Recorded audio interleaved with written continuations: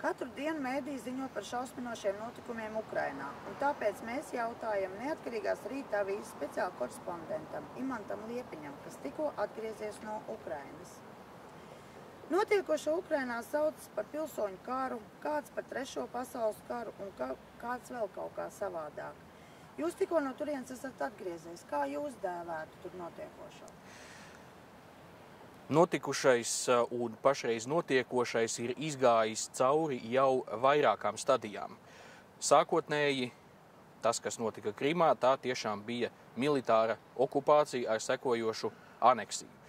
Tas, kas notiek Donbasā, to sākumā dēvēja par hibrīdu karu, kur tiek jauktas kopā dažādas bandītiskas metodas un teroristiskas metodas un arī politiskās propagandas metodas. Šo hibrīdu karu šobrīd Ukraina ir uzvarējusi. Tāpēc Krievijai neatliek nekas cits, kā šobrīd jau sākt ievest, pilnīgi neslēpjoties, savu regulāro karaspēku. Nu, un, protams, vienlaicīgi tam visam paliek arī savi terorisma apkarošanas aspekti, jo blakus tiem uz šodien apmēram 15 000 Krievijas federācijas regulārā karaspēka cilvēkiem, kas ir iebrukuši, iesūtīti drīzāk, ne jau viņi paši to grib nonākt, bet viņi ir iesūtīti Ukrainā. Blakus tam joprojām darbojas daudzi, varētu teikt, 2 vai 3 desmiti tūkstoši vietējie dažādi bandīti un viņu līdzskrējēji.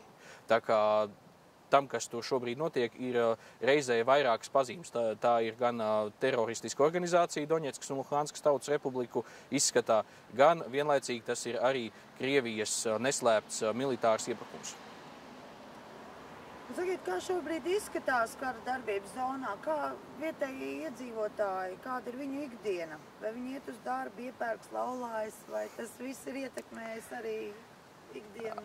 Mūk, cik var un pareizi dara, jo Luhanskas apgabalā es pieņemu, ka es neesmu dzirdējis, ka tur kāda normāla skola būtu uzsākusi darbību, tā kā katru gadu 1. septembrī uzņēmumi ir vai nu izlaupīti, vai cietuši un bojāti. Vienīgais labums, ka zemnieki var nokult ražu, tur, kur tā nav izbraukāta ar smago tehniku. Lielākoties jau nav, protams, jo karaspēks kustās pa ceļiem, tur, kur tādi vēl nav sabumboti un ir palikuši. Bet kopumā dzīve tur normāli nav iespējama, un lielākoties arī tāpēc, ka pārsvarā nav elektrība, telefons sakara, tad ir, tad nav, internets ir un nav, tāpēc vēl pirms pašreizējā Krievijas jaunā masveida iebrukuma vismaz 250 000 iedzīvotāji bija devušies bēgļu gaitās, un tagad droši vien šis skaitlis tuvākajās nedēļās dubultosies. Un gandrīz visi tie iedzīvotāji ir iekšēji pārvietotie, viņi dodās uz valsts centrālajiem un rietumu apgabaliem. Ir arī tādi, kas dodās uz Rumāniju, uz Poliju, kam tur ir kaut kāda attāla radinieka un kas tur var nokļūt. Nu, protams, ir vēl otra kategorija bēgļi, kam ir radinieki Krievijā, kas labprātāk dodās uz turieni, bet kā tur viņiem klājās, mums informācija īsti nav. Vai jūs piekrītat apgalvojumam, ka Ukraiņu tauta šobrīd iznes ārkārtīgi smagu slogu, proti savā teritorijā aiztur agresoru, kas citādi ieveltos jau pāri citām valstīm? Jā, protams, Ukraina šobrīd cīnās mūsu visu vietā. Tāpēc man prieks par tādiem Latvijas speciālistiem kā neiroķirurgs doktors Renārs Putniņš, kurš devās uz Ukrainu pagājušo nedēļu pārbaudīt, kas ir tas, ko mēs varam palīdzēt. Mēs esam pieņēmuši 10 cietušos ārstēšanai Latvijā, un es ļoti ceru, ka mēs to nepārtrauksim. Latvijas ārstu vizītes viens no secinājumiem bija tāds, ka varbūt mums ir ērtāk nevis vest nākamos 10 slimos cilvēkus uz Latviju, bet aizsūtīt vienu kārtīgu speciālistu no mūsu daktariem uz turieni. Varbūt, ka tas tā notiks, varbūt ne. Tas ir arī atkarīgs, protams, no tā, kas Ukrainai būs nepieciešams. Tā kā mēs, var teikt, mēs arī no Latvijas puses kaut ko mēs palīdzam un palīdzam tieši to, ko Ukraiņiem šobrīd vajag. Tāpēc, ka piefrontes joslā slimnīcas ir pārpildītas, cietušie un arī tajā skaitā tādi, kas ir ne tikai sašauti, bet arī vienkārši tur, teiksim, cīņa laikā salauzuši kāju vai tam līdzīgi, tie visi tiek vesti tālāk iekšzemē uz tukšākām slimnīcām, bet kopumā Ukrainas ekonomika un Ukrainas veselības aprūpes sistēma ar pūlēm, bet šobrīd galā tiek. Vai taisnība ir tas, ka ASV ir atteikusies militāri iejaukties Ukrainā? Un to arī nedrīkst darīt, tāpēc, ka šobrīd situācija ir slikta, jā, bet Ukraina ar viņu tiek galā, un citas valstis, vienalga, vai tā būtu Amerika, vai Polija, vai apvienotā karaliste, vai Baltijas valsts, mēs, pat ja mums ļoti gribas, un mēs saprotam, ka vajag, mēs nedrīkstam iejaukties svešu valstu iekšējās lietās, jo tad mēs neko nebūsim labāk par Krieviju. Bet mums ir jāpalīdz Ukrainas cilvēkiem, parastajiem iedzīvotājiem, kuri ir tie, kas arī visvairāk cieš, neatkarīgi no tā, kāda ir viņa tautība, dzimtā valoda un tam līdzīgi, vai politiskie uzskati, mums ir jāpalīdz viņiem ar humāno palīdzību un kaut vai ar šiem ārstniecības līdzekļiem, un iespējams mēs varētu kādu zāļu kravu nosūtīt, un ar to mēs palīdzētu tiem, kam tas visvairāk ir vajadzīgs.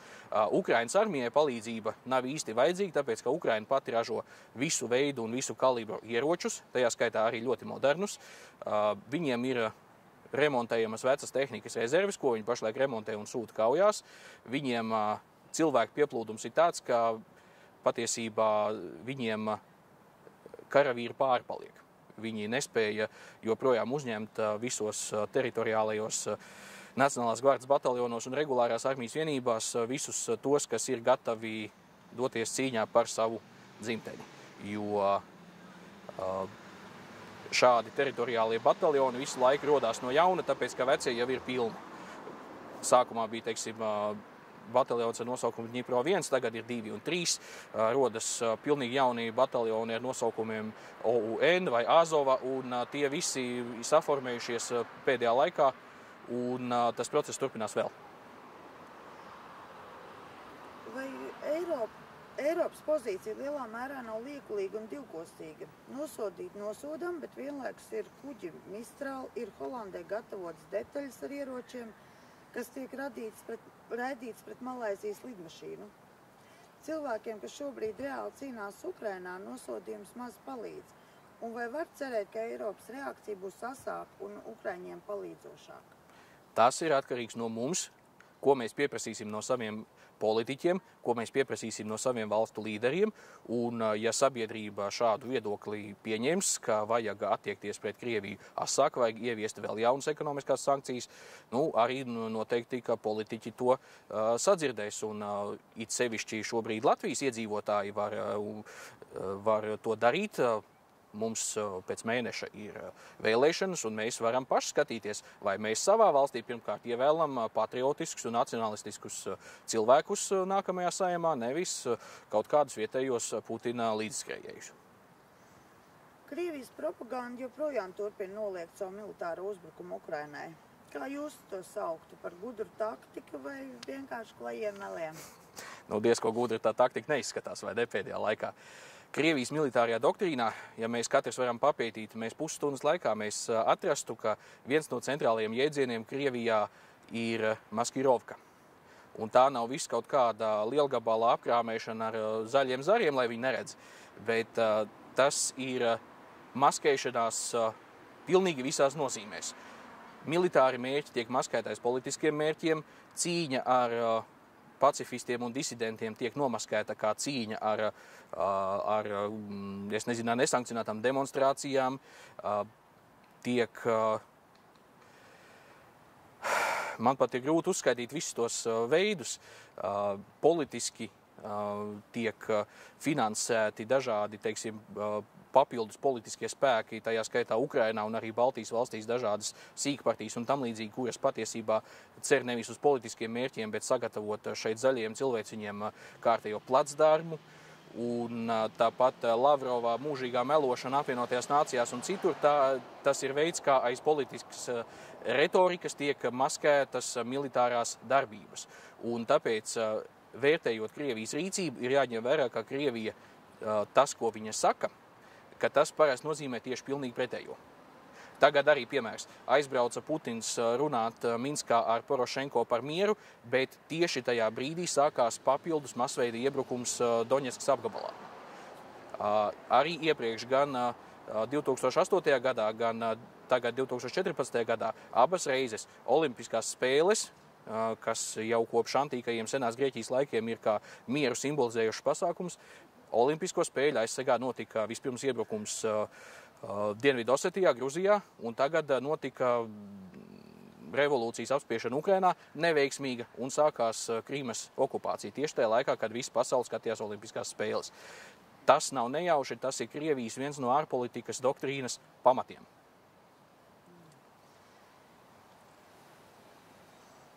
Daudz runā par iespējamu lielvaru vienošanos Ukrainas sakarā, proti Molotova-Ribbentropa pakta 2. Vai šāda iespēja varētu būt tiešām patiesa? Putins to gribētu, bet vai tas izdosies, cerēsim jau, ka nē, bet šāda lielvaru vienošanās, jā, protams, lielvaras vienmēr visos laikos ir, un jo sevišķi Krievija, ir dalījušas kaimiņu valstis, un tas sākās jau, jāatceramies, tad ne vairāk, ne mazāk kā no 1770. Gadiem, kad Krievija vispirms kopā ar Turcija pārdalīja Krimu, un vienlaicīgi notika pirmā Polijas dalīšana, un pēc tam notika otrā Polijas dalīšana, un Polijas trešā dalīšana, pēc tam, un tikai pēc tam nāca dažādas Brest-Litovskas vienošanās un šie te Molotova-Ribbentropa pakti. Tā kā, jā, Krievija to ir darījusi vienmēr, un ņemot vērā, ka militārajā jomā šobrīd Krievijai īpaši spoži neveicās, konflikts ir iestrēdzis, Ukraina ik pa brīdim aptur Krievijas uzbrukumus un spiež viņus atpakaļ, tad neapšaubāmi, ka Putins mēģinās panākt kaut kādu diplomātisku aizkulišu vienošanos. Bet paliek atklāts jautājums, vai mūsdienu informācijas laikmetā viņam izdosies ko tādu panākt. Kā jūs prognozējat, kāds būs iznākums, vai Ukraina tiks sadalīta? Es joprojām jau kopš janvāra un februāra es šo jautājumu dzirdu bieži, un vienmēr es atbildu, ka mēs to nevaram prognozēt, jo Ukraina nav kaut kāda Abhāzija, Ukraina nav arī Čečenija, Ukraina ir 20 reizes lielāka valsts par Latviju, Ukrainā ir 40 miljoniem iedzīvotāju atbilstoša ekonomiskā jauda un arī intelektuālā jauda, jo Ukraiņi ir ļoti tendēti uz izglītību, un Ukrainā ir ļoti daudz dažādi zinātniskie institūti, tajā skaitā arī militārie institūti saglabājušies no padomlaikiem. Visi šie cilvēki tagad liek galvas kopā, viņi sacenšas par to, kurš būs noderīgāks patriots savai zemei šobrīdajā situācijā, un Ukrainai aizmugurē ir arī milzīga ekonomiskā jauda. Viņi savā valstī paši ražo visu, kas nepieciešams, un tāpēc es domāju, ka beidzot Ukrainas izskatā Krievija ir atradusi sev cienīgu pretinieku. Tāpēc šis konflikts var būt ilgs un nelāks un ar milzīgiem upuriem un ar ļoti daudz sakropļotiem cilvēkiem. Iespējams, ka būs arī kāds bēgļu vilnis, kas atplūdīs līdz Latvijai, bet es domāju, ka mēs redzēsim, ka šajā situācijā uzvaru izšķirs ekonomiskā jauda. Nevis tikai ieroču spēks, jo Krievijai, protams, it kā no vienas puses ir lielāks iedzīvotāju rezerves, no otras puses Krievijā miljons vīriešu sēž cietumos, vēl 4 miljoni ir tie, kas viņus apsargā vai, teiksim, ir tur ielikuši. Tā kā Krievijai ir ļoti liels balasts ar tādiem iedzīvotājiem, kas neko konkrēti nedara, bet tikai patērē. Un savukārt Ukrainā tā proporcija daudz veselīgāka. Un arī šobrīd ir tā, ka Ukrainā principā katrs, kurš var atļauties savu ģimeni atstāt, tas vīrietis dodas kaut kādā veidā palīgā savai tēvzemei, kļūst par brīvprātīgo, un šajos te brīvprātīgo bataljonos karo daudz uzņēmēju un tādi cilvēki, kas ir varējuši aiz sevis atstāt kolektīvu un uzņēmumu, lai tas strādā, un neapšaubām arī rada kaut ko vērtīgu, un paši dodās uz fronti. Bet to mēs redzējām jau revolūcijas laikā uz Maidana, kad firmas labprātīgi ļāva saviem darbiniekiem kavēt darbu, lai viņi varētu piedalīties revolūcijā. Vai, ja citādi nevarēja, tad atlaida bezalgas atvaļinājumos. Cilvēki speciāli ņēma savus atvaļinājumus ziemā, lai varētu padzīvot uz Maidana, lai varētu piedalīties revolūcijā un lai varētu panākt pārmaiņas valstī. Un tas ir tas pats variants, kurš šobrīd arī darbojās valsts aizstāvībā. Tā kā no vienas puses tur ir ļoti moderna, mūsdienīga militārā tehnika, un otras puses ir pilnīgi tādi vairāk vai mazāk salasījušies brīvprātīgie, kas karo pret Krievijas profesionāļiem un viņus uzvar. Ko jūs sagaidat par to, ka pēdējais jautājums par to, ka arī mūsu Ludzas iedzīvotāji iesaistījušies? Krieviem ir tāds labs sakāmvārds cūka, dubļus vienmēr atrod. Šie cilvēki, dodoties palīgā Doņetskas Tautas Republikai, viņi neko neatšķirās, ja šāds cilvēks ietu palīgā Sīrijā islāmistiem vai iestātos kaut kādā Al-Qaidas šūniņā.